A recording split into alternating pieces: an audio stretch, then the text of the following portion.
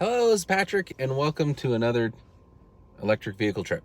This is the second part of my trip down to Las Vegas in the Ford F-150 Lightning Lariat long range? No, extended range. Yeah. Thank you for tuning in and joining me on my little journey. We're doing a fun little experiment where we're driving down Electrify America and other third-party DC fast chargers, and then we'll be driving back on the Tesla supercharger network because we'll have an adapter that's being delivered in Las Vegas. So I said I was going to check in Evanston, but it didn't go so well in Evanston. Unfortunately, as I had predicted, I got there and the first station I plugged into was not working. It was a 350 kilowatt station and it was not able to deliver anything. So I had to plug into one of the 150 kilowatt stations and it was delivering about 100 kilowatts. The other thing is it was kind of stretching it, the distance between Lander and Evanston. And I thought I was doing pretty good, so I was probably driving a little bit faster than I needed to, which used up a lot of range. So then when I got closer, it was cutting it pretty close. So I had to slow down a bit in order to make it. I actually pulled in with just 3% battery. It was saying I only had about 9 miles of range, which doesn't sound right at all. But I think I messed everything up when I was going at a higher speed. The average or however it calculates, it was way off. Anyways, I didn't have any range to go anywhere else if the Electrify America hadn't worked. I would have been in trouble. And on the way back, it could be interesting. I'll probably have to use that Electrify America network because in Wyoming, the only V3 supercharger is near Casper, Wyoming. So the Evanston supercharger is a V2, and that is not compatible with the adapter for Ford. So I know there's a lot of V3s in Utah and in Nevada, so I think I'll be okay there. But yeah, once I get back to Wyoming, I'll probably have to do that one stop on Electrify America to get back home. Other thing that I did is I stopped by the Pleasant Grove, Utah location because I had seen online that there was a stack of Cybertrucks there.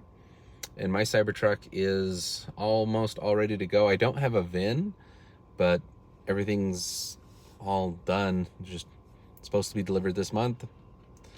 And we're getting towards the middle of the month here soon, so I was hoping I might get a little more insight.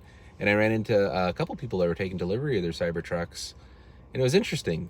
My friend Brandon, he had his like all cleaned up, and they did a little show, and it was real fancy when he got his Cybertruck delivered. These people, they just gave them a Cybertruck that had been sitting out on the lot, and it was dirty and not cleaned up at all, and it was kind of weird. They seemed a little disappointed that it wasn't like, a bigger deal. But they seemed pretty happy with the Cybertruck. It did have an issue with one of the wheel wells. They were going to have to replace. It was just kind of like a weird bend in it or something. Just the lining on the inside. The display that they had inside, I got to really check it out. I got to go inside and play with it and check out the bed and the frunk. It was really neat. First time I actually got to really sit in one and play with a Cybertruck, so that was kind of fun. And then I test drove the Model 3, the new Model 3 that was out, because I could. And I want to see what it was like. It has newer suspension, it's quieter, it's got ambient lighting like the Cybertruck does, and it seemed really solid and very well made, and I think it's a great option for people. And I was just watching a video, they were explaining how it doesn't qualify for the tax credit, but the lease does. They build it into the lease. So if you lease, you can get a very low price on the new Model 3. So if you're looking at getting a very affordable Tesla, if you do the lease, it can be extremely affordable.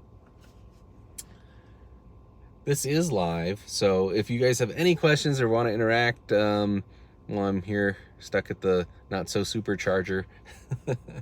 Actually, this one's working great. I'm here. There's 2 other people charging. Looks like nobody's having any issues. I plugged right in. The plug-in charge worked, and what am I hitting? About 143 kilowatts right now, which is about what the F-150 does. It's rated to do like 150. It can surge up a little bit higher for a moment. Some people report as much as like 170 kilowatts. And yeah, I've been here 10 minutes. I've added about 20% capacity, $12. That's the other thing I noticed. Electrify America is expensive. They're charging like 50 to 60 cents a kilowatt, where Tesla's charging like 30. So it's almost double the cost to use Electrify America, or at least I've noticed that on this trip. So that's another consideration. Because if you're paying 60 cents a kilowatt, depending on the efficiency of your vehicle, some people have been doing comparisons, and they're like, that's getting close to what you had to pay for gas. Although you're only using it for long trips, hopefully you're gonna have the ability to charge at home, where it's 10 cents a kilowatt for me in Wyoming.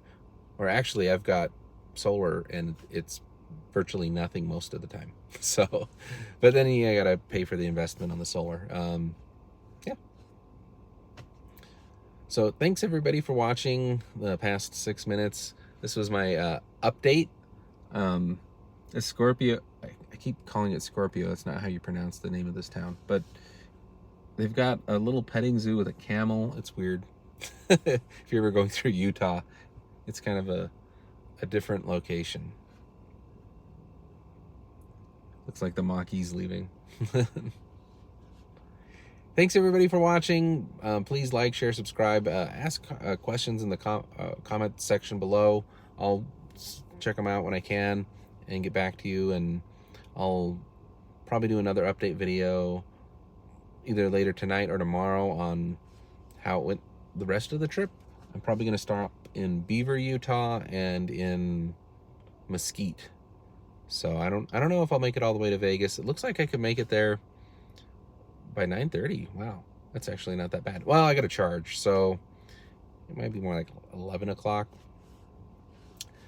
Thanks for watching. We'll talk to you guys later. Bye.